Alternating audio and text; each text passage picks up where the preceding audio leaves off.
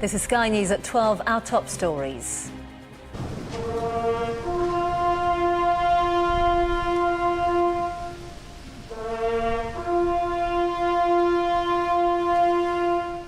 Britain pauses to remember its war dead on Remembrance Sunday. Prince Charles lays a wreath as the Queen watches for the first time in her reign. Also today, Michael Gove fails to immediately back up the account of a British woman held in an Iranian prison. David Davis tells Sky News he doesn't recognise the 2-week deadline for the UK to offer more money for its Brexit divorce bill. And I'd never call him short and fat. Donald Trump responds to provocation from Kim Jong-un's regime as he continues his tour of Asia. Very good afternoon to you. The Queen has attended the Remembrance Sunday ceremony at the Cenotaph in Whitehall. But for the first time in her reign, she didn't lay a wreath for fallen members of the armed services while she was there. In a significant shift of responsibility, she instead passed the duty on to her son, Prince Charles. Up and down the country, the public took 2 minutes to reflect in silence on those who died in the 2 world wars, as well as more recent conflicts.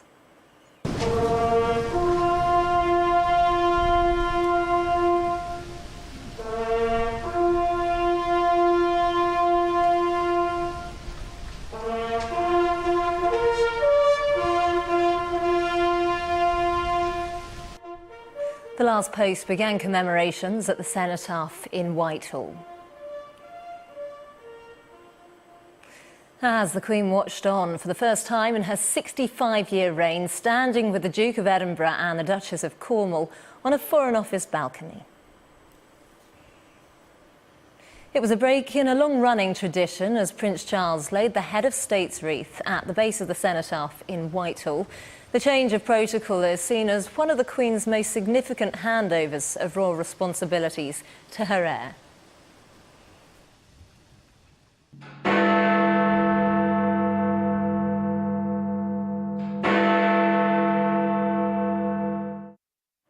The iconic sound of Big Ben returned for the second time this weekend before it again falls silent for repairs.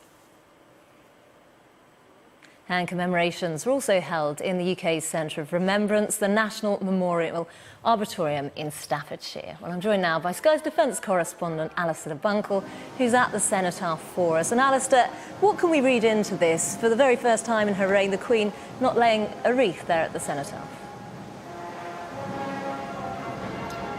Well, I think my colleague Alistair Bruce will speak more about it in a moment. But I think what you can read into it is that she has decided, partly because of her husband's age, that it is the right moment for the two of them to take that step backwards.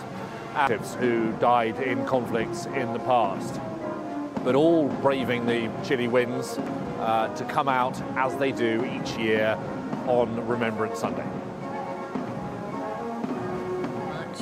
Well, Sky's events commentator Alistair Bruce also joins us. He's in Westminster. Alistair, it's always an incredible, emotional and poignant day, but of course this year broke with tradition in a very significant way. Well, I think it was just evolution, really, and no one can blame someone at the age of 91 supporting her 96-year-old husband in not necessarily laying the wreath themselves. But, you know, it was done on the Queen's behalf by the Prince of Wales, and this is precisely what happens in families. And so it should in the royal family. And, you know, when somebody in the family finds something a little bit more difficult, then that's what the whole coming together of that family structure is all about. The Queen was watching, she was making her leadership statement at the head of the nation, and, you know, she represents a generation that served through the Second World War and remembers the sirens and remembers the drama and the danger. She even remembers Churchill's visits to her father, the King, throughout the Second World War. And so she knows what was faced and what the challenges were. And it's indicative of the responsibilities that society has for that generation, that we see in the Queen things that she can no longer do. And I think she just finds it easier not to walk up 2 steps with a relatively heavy wreath And I think it's a perfect time, and she's got the ideal structure to help her out dealing with it.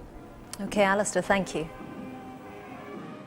Michael Gove has failed to immediately back up the account of a British woman held in an Iranian prison.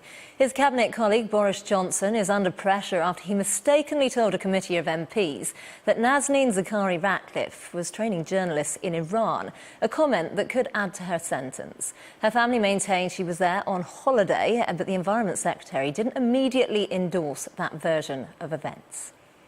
I don't know. One of the things I want to stress is that there is no reason why Nazanin Zaghari-Ratcliffe should be in prison in Iran, so far as any of us know. You two collectively together.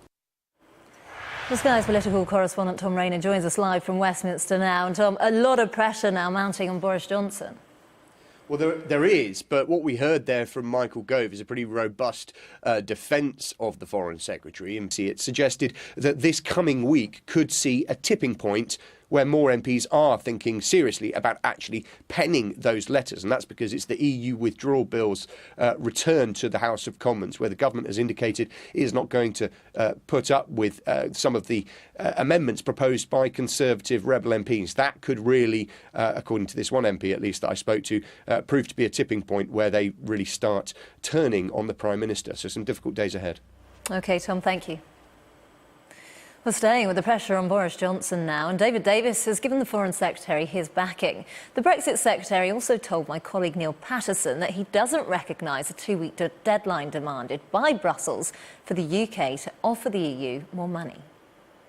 Behind the scenes with the man holding surely one of the most demanding jobs in government, David Davis and, of course, the team that surrounds him are responsible not just for extricating us from the European Union, but fashioning our future relationship. Enjoying yourself? Yeah. I mean, look, there are bits of it which are irritating, bits which great, but it matters. You can say to yourself when you work from 3 till 12, 3 in the morning, 12 at night, actually it matters. And when you say that, everything just gets light. Will the smile ever leave the Secretary of State's face? It's certainly difficult to imagine. This is a politician clearly revelling in the task at hand, but it's a task that's far from complete. Neil Patterson, Sky News. Spain's Prime Minister Mariano Rajoy has been to Barcelona for the first time since Catalonia voted for independence from the rest of the country. He attended the launch of the People's Party's campaign for next month's regional election. An estimated 750,000 people protested in the city last night against the detention of Catalan independence leaders. President Trump has arrived in the Philippines for the 4th leg of his Asian tour. He'll attend the ASEAN 50th anniversary gala dinner hosted by controversial Filipino President Rodrigo Duterte. Overnight, President Trump also responded to comments from North Korea's administration, which accused him of being an old lunatic. He tweeted, "Why would Kim Jong-un insult me by calling me old when I would never call him short and fat?" But in a news conference shortly afterwards, he hinted that it might be possible for the two leaders to become friends in the future. Things happen in life. That might be a strange thing to happen, but it's certainly a possibility. If that did happen, it would be a good thing for, I can tell you, for North Korea. But it would also be good for lots of other places, and it would be good for the world. So certainly it is something that could happen. I don't know that it will, but it would be very, very nice if it did. You're watching Sky News. Coming up, Prince Charles lays the wreath at the cenotaph for the first time as the UK remembers those who've died in conflict.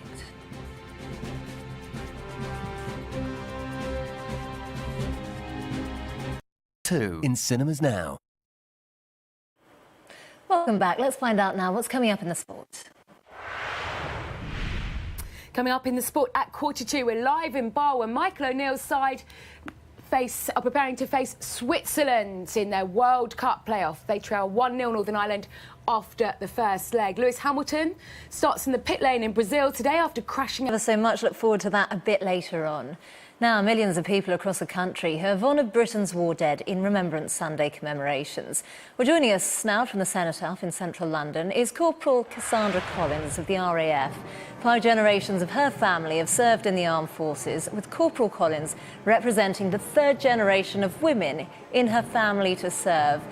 Very good afternoon to you. What does today mean for those like you who are serving or who have served?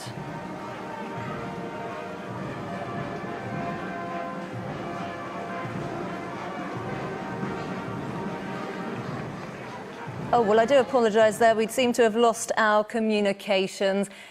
We will give that again now. Now, in a moment, we're going to be speaking about Brexit. Of course, it's very high up on the agenda at the moment. Members of the European Parliament will be given a generous severance deal when Britain leaves the European Union. But the debate is who will end up footing that bill. Will it be part of our divorce payment or left for the EU to foot? Well, our political correspondent, Lewis Goodall, reports now from Brussels. All aboard the last Brussels gravy train. Brussels. Well, let's take a look at how the weather's looking now. Ensuring brighter days ahead. Blue Insurance Car Insurance. Proud sponsors of Sky News Weather. There'll be a strong northerly flow over the country today, making it feel pretty cold with widespread showers to eastern and western coasts along the northern Scotland. Some southern parts of the country will have a mild start to the day, but temperatures will drop over time. Showers over Wales and the southwest will retreat to coastal areas through the morning, allowing some bright sunshine to come through. Showers in the north will be heavy and thundery at times and may turn wintry over the higher ground.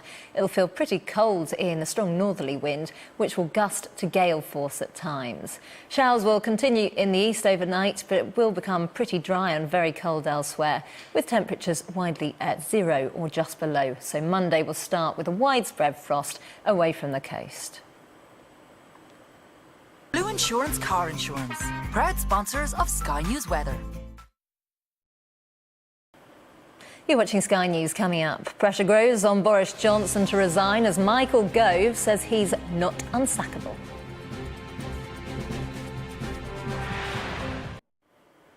You're watching Sky News. The top stories. The Queen has attended the Remembrance Sunday ceremony at the Cenotaph in Whitehall. But for the first time, the Prince of Wales laid a wreath to commemorate fallen members of the armed services in her place. Michael Gove has failed to immediately back up the account of a British woman held in an Iranian prison. Spain's Prime Minister Mariano Rajoy has been to Barcelona for the first time since Catalonia voted for independence from the rest of the country. Millions of people across the country have honoured Britain's war dead in Remembrance Sunday commemorations. Joining us now from the Cenotaph in central London is Corporal Cassandra Collins of the RAF. 5 generations of her family have served in the armed forces, with Corporal Collins representing the 3rd generation of women in her family to serve. Very good afternoon to you. How important is it that we remember on days like today? I think today is a really good opportunity for everybody to give thanks, not only to the people that they're serving alongside at the minute, but to give thanks to the millions of people that we'll never get to meet that we've served alongside. And do you think there is a worry that going forward people will stop remembering? Because every year, unfortunately, more and more of those who served, certainly in the First and Second World Wars, are no longer with us. I'd like to think that people wouldn't forget, especially I think this generation is respectful enough to keep everything alive still. I mean, I know, especially for me generationally, it's very important to respect and honour those people that have fallen for us. And 5 generations of your family have served. You must be incredibly proud of the job and the career that you have had. Yes, incredibly. My father's actually accompanying me today. He served 22 years in the Royal Air Force, and yeah, he's extremely proud. And generationally, I think we've come on leaps and bounds. My grandmother was in the Army Catering Corps. My mother was a Royal Air Force supplier. And generationally, they weren't allowed to stay in the military at the point where they had children and got married, etc. And I'm very proud of the fact that I am able to stay in the military, and I'm a single mum, and I completely adore my job. I'm very, very passionate about what I do and the organisation that I work for. And talk us through the tours that you have been on, if you will. Sorry. I'm just reading, I think you've been to the Falklands, you've been to Afghanistan. If you don't mind, if you can tell us a bit more about those tours and what you experienced. So I've deployed to the Falkland Islands in 2010.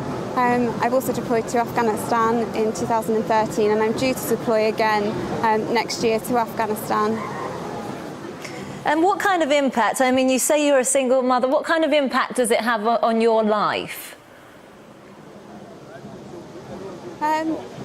Generally, it is hard to manage, but the organisation that I work for is extremely supportive, and I think generally my daughter's become very resilient to what I do, and hopefully when she's older she'll be extremely proud of what I do as well.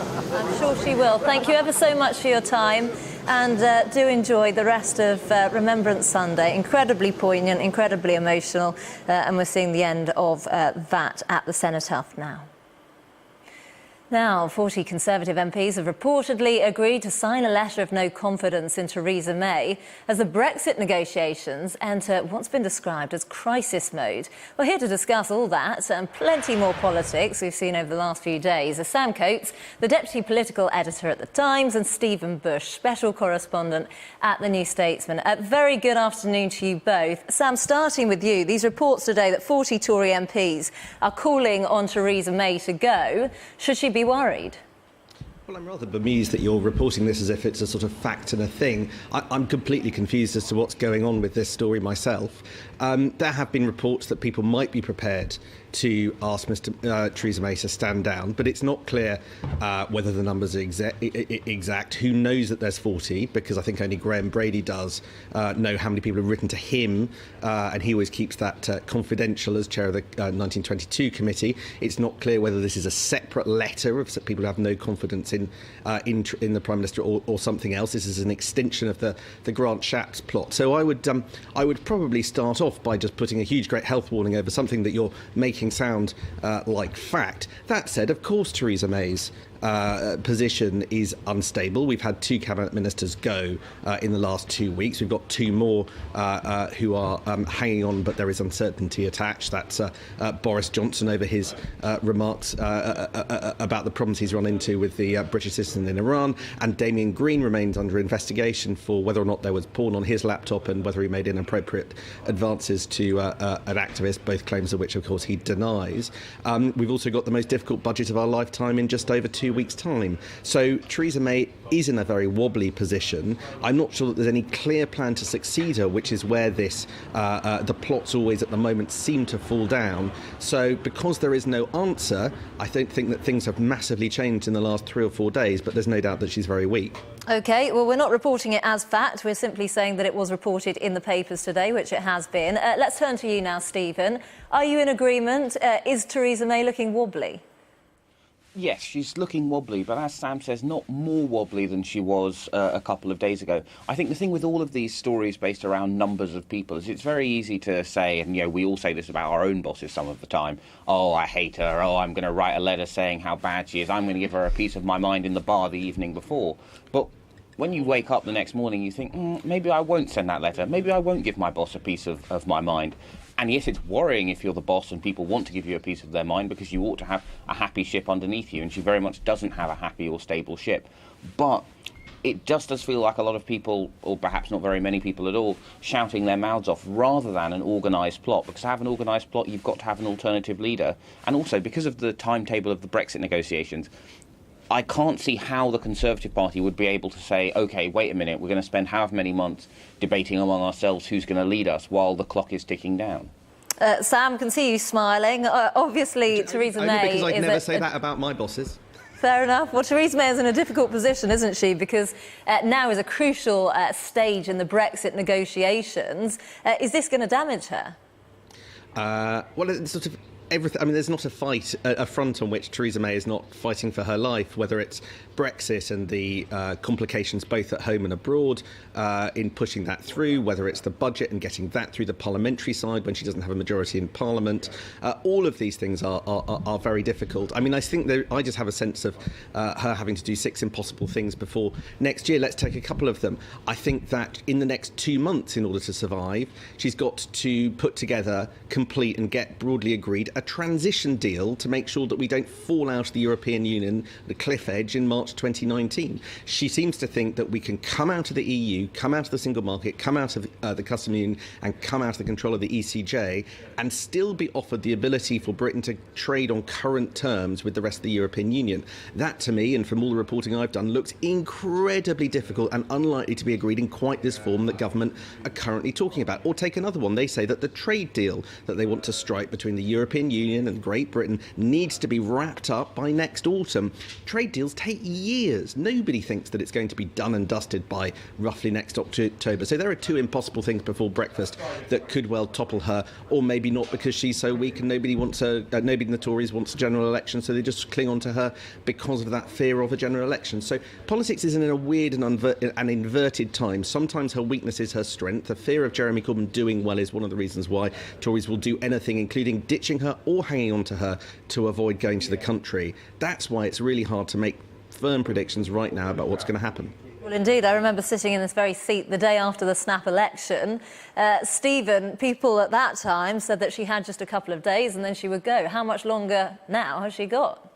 I think she's got longer than most people think, because her weakness, and indeed the Conservative Party's weakness, is a source of perverse strength. They know that if it collapses now, there'll be an election which Labour will almost certainly win. So they will avoid that for dear life. The more mistakes she makes, the worse the Brexit position gets. The job of Prime Minister is not very attractive to anyone right now. So I think, perversely, she could fail to do all of these things. She could, the budget could be a disaster. Brexit could look like we're going to tumble out without a deal.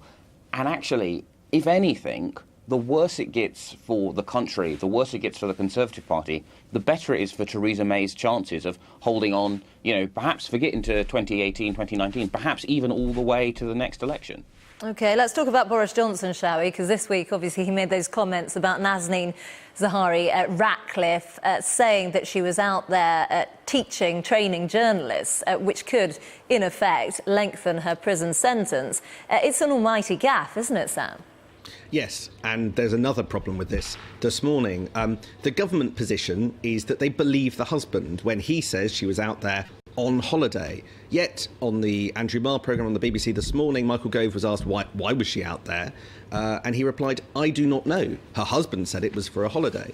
He did later go on to say that the government had no reason to doubt that account. But I think that once again a government minister has used words and phraseology that could be seized on by the Iranian regime as, for whatever reason, undermining the account of the husband and the defence that Zahawi Ratcliffe runs in order to try and get her out of jail. And it would just be a tremendous shame if the misspeaking of political operatives in London did extend the jail sentence of somebody, a British citizen who's in an Iranian jail right now. I mean, he didn't really apologise. He didn't really admit that he was in the wrong. Stephen, do you think that Theresa May should sack him? Definitely, I think she should. It's the first duty of any minister, particularly your foreign minister, not to further endanger British citizens at home or abroad. Of course she won't, but she should. And obviously we've seen 2 resignations in the Cabinet in recent days. Sam, what does that mean for Theresa May? I mean, things are crumbling around her, aren't they? Well, I think, as Stephen says, perversely her weakness is her strength.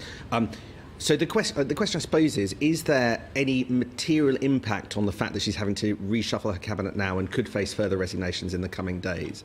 And I think what the collective consequence of what we've seen is that the centre just looks and feels weaker. So at moments where she needs to display strength, both after the budget and in the Brexit negotiations at home and abroad, people will just be more willing to defy her, more willing to not follow what she says if they're inclined to do something else. I think there's just a general perception that things are crumbling, and that is a message heard very loudly on the continent, who are trying to work out whether or not it's Theresa May who they're negotiating with on the other side of the Atlantic, whether it's a recalcitrant House of Commons that might want a softer deal, or whether it's the Brexiteers who many think keep her in power. If you don't know that when you're sitting in Brussels, it's hard to see what kind of Brexit deal to offer. OK, Stephen, where does she go from here? Can she be saved by the budget? No. Ultimately, they've boxed themselves in with some very difficult and very tight spending limits. The parliamentary arithmetic means there are no votes for tax cuts, no votes for tax rises, no votes for spending cuts. But because things are so bad, it could continue being this bad for a long time, for the full 5 years. Indeed. One final question. Of course, we've heard in some of the papers today that Michael Gove and Boris Johnson, this leaked memo that they apparently outlined to Theresa May, outlining how she should handle Brexit. Is she becoming a hostage in her own government? Well, I think that there's no doubt that Michael Gove and Boris Johnson are working quite closely together, which is extraordinary because just a year ago Michael Gove knifed Boris Johnson in the front and said he was unfit to be Prime Minister. A lot has changed since then, and the both of them, who have, as it were, a sort of joint sense on where to go on Brexit, have now teamed up. I think together they are being perceived to be taking back a little bit of control on the Brexit process.